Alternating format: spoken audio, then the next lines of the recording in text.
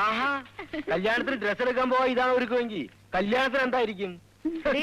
കൂട്ടുകാരിയൊക്കെ മാത്രം കല്യാണക്കുറി കൊടുത്ത് ചിഞ്ഞ് പോന്നാ പോരാ കേട്ടോ. കുജിയച്ച, ചുങ്കത്തറക്കാരുടെ കടയിലെ കുറി മാത്രം കൊടുത്താ പോരാ, പ്രത്യേകം എല്ലാരെയും ക്ഷണിക്കുകയും വേണം. ശരിക്കും വീട്ടിൽ ചെന്നാ ക്ഷണിക്കേണ്ടത്. തോമാച്ചനും മത്തായിക്കുട്ടിയും അവിടുത്തെ ജോലിക്കാരായിരുന്നില്ലേ? മുതലാളി മരിച്ചു പോയെങ്കിലും നമുക്കത് മറക്കാൻ പറ്റത്തില്ല. മതി, ഇറങ്ങ്, ഇല്ലെങ്കിലേ ടാക്സിക്ക് കാശ് കൊടുത്ത് മുടിയും. എന്തിനാടാ വല്ലോന്റെ ടാക്സി കയറി പത്രാസ് കാണിക്കുന്നത്? നമ്മളെ അറിയാത്തതാണോ മത്തായിക്കുട്ടി? ബസ്സിൽ പോയാ മതി. അമ്മച്ചി, ഈ പെമ്പിള്ളേരും കാരിക്കറ്റി അവിടെ ചെന്ന് ഇറങ്ങുന്നത് ഒരു വെയിറ്റാ. ഇറങ്ങാൻ നോക്ക്, വാ. പോയിട്ട് വരും മക്കളെ. ഞാൻ ബാങ്ക് വരെ പോയിട്ട് വരാം.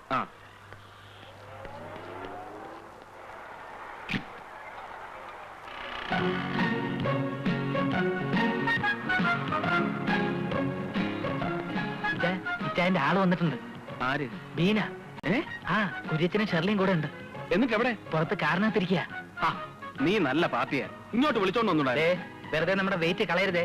വരാനുള്ളവർ ഇവിടെ തന്നെ വരും, വഴിയിലെങ്ങും തങ്ങൂല. എന്നാലും നമ്മൾ അവരെ വിളിച്ച് ഇവിടെ കൊണ്ടുവരുന്ന അതിന്റെ ഒരു മര്യാദ.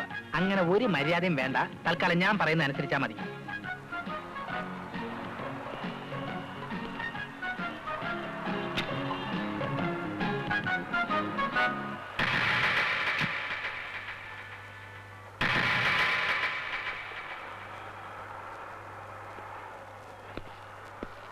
തങ്കച്ചന്റെ ഈ പ്രപ്പോസൽ അവിടെ എങ്ങനെ വന്നു?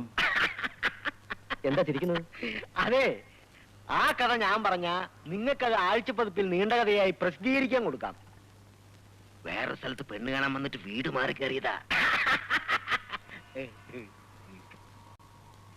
ഈ തങ്കച്ച ആളെങ്ങനെയാ? അയ്യോ, വളരെ നല്ല സ്വഭാവക്കാരനാ. അല്ല, കല്യാണത്തിന് സിംഗപ്പൂരിൽ നിന്ന് ഡേവിഡ് വരില്ലേ? ഡേവിഡ് അവിടെ ഭയങ്കര ബിസിയല്ലേ. മിക്കവാറും അവൻ കല്യാണത്തിന്റെ അന്ന് എത്താനേ സാധ്യതയുള്ളൂ.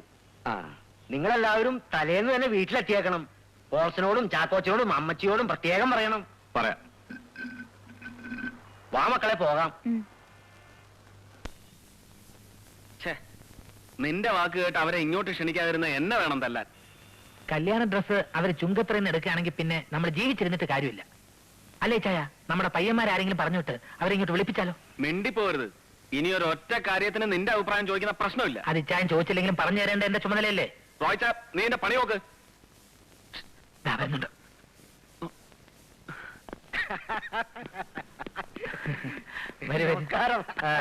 ചുങ്കത്രയിലോട്ട് കയറി പോകുന്നതാണല്ലോ.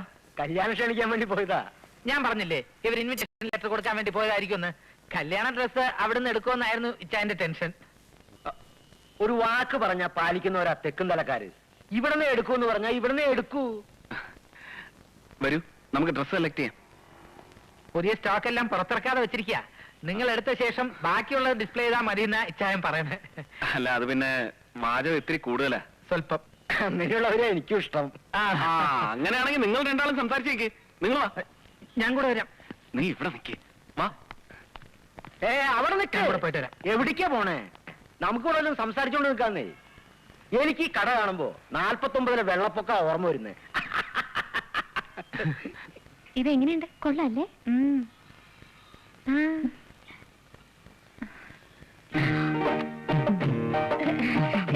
ഞാനിപ്പോ വരാം. ശരിയിലിപ്പോ വരാം.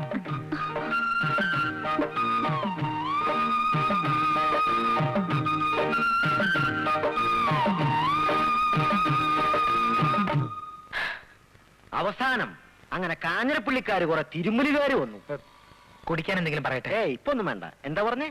കുടിക്കാൻ എന്തെങ്കിലും പറയട്ടെ എന്ന്. അല്ല, ഞാനെന്താ പറഞ്ഞേ? കാഞ്ഞിരപ്പള്ളിക്കാര് കുറെ തിരുമുലുകാര് അവിടെ വന്ന് കയറി. ഞാനവരെ ഒതുക്കി. രാത്രിക്ക് രാത്രി. ഇനി കുറച്ചു നേരം ചേട്ടൻ ഇവിടെ തനിച്ച് സംസാരിച്ചോണ്ടിരിക്കുക. ഞാനിപ്പം വരാം. നടക്കണ്ടേ? ഷെർലി ഒന്നും എടുക്കുന്നില്ലേ? ചേച്ചി സെലക്ട് ചെയ്തിട്ട് ഞാൻ എടുക്കാം. ചേച്ചി ഒരു ഗ്രാം സെലക്ഷൻ നടത്തിയിരിക്കല്ലേ? മനസ്സിലായില്ല. ഇച്ചായനെ സെലക്ട് ചെയ്ത കാര്യമാ പറഞ്ഞു. തമാശ പറഞ്ഞാണോ? പകുതി തമാശയായിട്ടും പകുതി സീരിയസ് ആയിട്ടാ പറഞ്ഞു. എന്റെ അടുത്ത് വലിയ തമാശ വേണ്ട, സീരിയസ് മാത്രം മതി. അതാ എനിക്കിഷ്ടം. പിന്നെ കൂട്ടുകാരിയുടെ കട്ട് പീസ് മോഷണത്തിന്റെ കാര്യവും പറഞ്ഞ് ഇനി എന്നെ ബ്ലാക്ക്മെയിൽ ചെയ്യാൻ വരരുത്. അത് വളരെ ചീപ്പാണ്.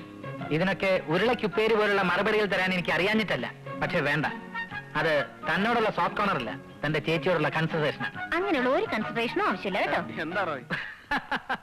ഷെർലിയുടെ ഓരോരോ തമാശകളെ സമയം പോകുന്ന അറിയത്തില്ല. ഈ ഫലിത ബന്ധുക്കളിൽ സ്ഥിരമായിട്ട് ഒരു ഷെർലിയുടെ പേര് കാണാറുണ്ടല്ലോ. ആ ഷെർലിയാണോ ഈ ഷെർലി? അല്ല. അല്ല, അത് ബുദ്ധിയുള്ള ആരെങ്കിലും ആയിരിക്കും. കല്യാണ നിശ്ചയവും മനസ്സമ്മതവും കഴിഞ്ഞിട്ട് പിന്നെ കെട്ടു നടക്കാതിരുന്ന ഇഞ്ചക്കാടൻ ജീവിച്ചിരുന്നിട്ട് എന്നാ കാര്യം? അതും പെണ്ണു വീട്ടുകാര് വേണ്ടെന്ന് വെച്ചാ. തോമാച്ചന്റെ മകളെ തന്നെ മരുമകളാക്കാൻ ഇഞ്ചക്കാടൻ തീരുമാനിച്ചതാണടാ നമ്മുടെ വിജയം. അങ്കിൾ എന്തായി പറയുന്നേ? ഈ കല്യാണം നടന്നാൽ അത് നമുക്ക് കിട്ടുന്ന ഏറ്റവും വലിയൊരു അടിയായിരിക്കും. കല്യാണം നടന്നെങ്കിലല്ലയോ? നിങ്ങൾ നോക്കിക്കോ, കല്യാണ ദിവസം പള്ളിയിൽ എന്നാ നടക്കുമെന്ന്. എന്നാ കാര്യം തെളിച്ചു പറയാങ്ങളെ. പെണ്ണിന്റെ കാര്യങ്ങളൊക്കെ നോക്കുന്നതേ സിംഗപ്പൂരിലുള്ള അവളുടെ കൊച്ചച്ഛനാ. അയാൾ എന്റെ ഏറ്റവും അടുത്ത സുഹൃത്താ. കല്യാണത്തിന്റെ അന്ന് മോർണിംഗ് ഫ്ലൈറ്റിൽ അയാളെത്തും. നമുക്കേ അയാളെ ഒന്ന് പിക്കപ്പ് ചെയ്യാൻ പോണം. അയാളെത്തി നമുക്ക് എന്താ ഗുണം? കാണാൻ പോകുന്ന പൂരം എന്തിനാ മക്കളെ പറഞ്ഞറിയിക്കുന്നേ?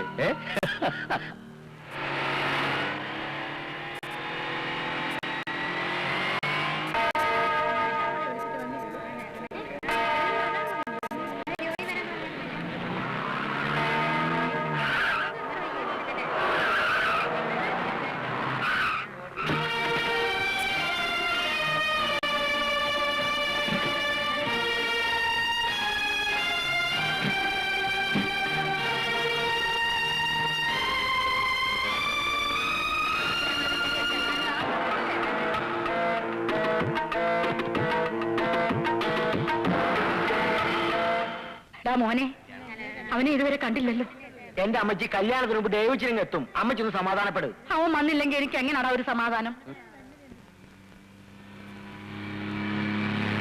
വിവാഹ ഉടമ്പടി ചെയ്യുവാൻ പോകുന്ന നിങ്ങൾ രണ്ടുപേരും വലതു കൈ ചേർത്ത് പിടിച്ചുകൊണ്ട് ദൈവത്തിന്റെയും തിരുസഭയുടെയും മുമ്പാകെ സമ്മതം പ്രകടമാക്കുക.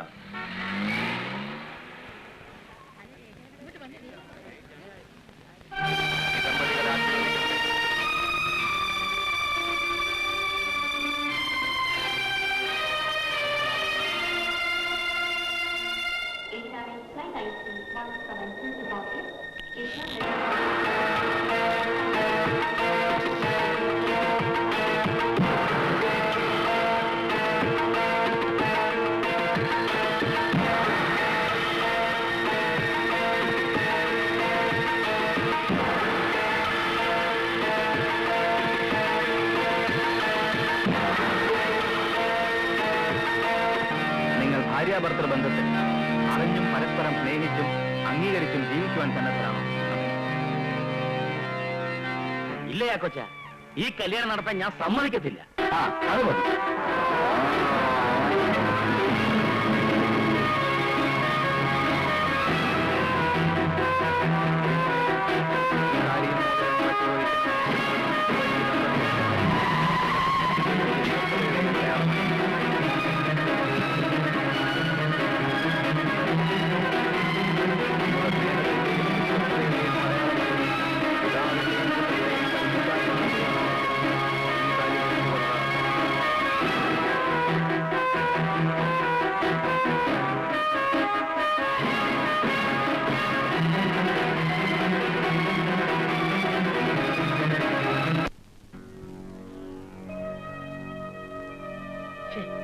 എന്തായിരുന്നാലും ഈ കല്യാണം നടക്കാൻ പാടില്ലായിരുന്നു.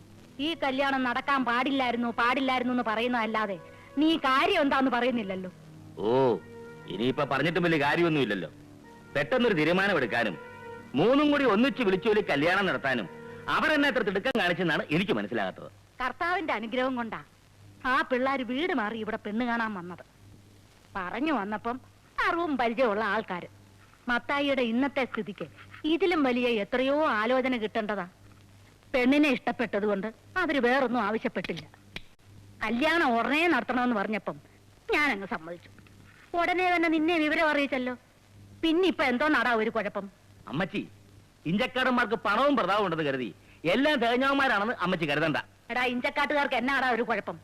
നമ്മളെ പോലെ തന്നെ തറവാട്ടുകാരാവരും. അവന്മാർ തറവാട്ട് ഗുണത്തെ പറ്റിയൊന്നും അമ്മച്ചി ഇപ്പൊ പറയണ്ട. ഇങ്ങനെ കടന്ന് വളച്ചു കെട്ടാതെ നീ കാര്യം എന്താന്ന് പറ. ഒക്കെ പറയാം അമ്മച്ചി, പക്ഷെ അതിനു മുമ്പ് ഞാൻ അറിഞ്ഞിട്ടുള്ള കാര്യങ്ങളൊക്കെ സത്യമാണോ എന്ന് എനിക്കൊന്നറിയണം. എന്നാ കാര്യം? എല്ലാം പറയാം.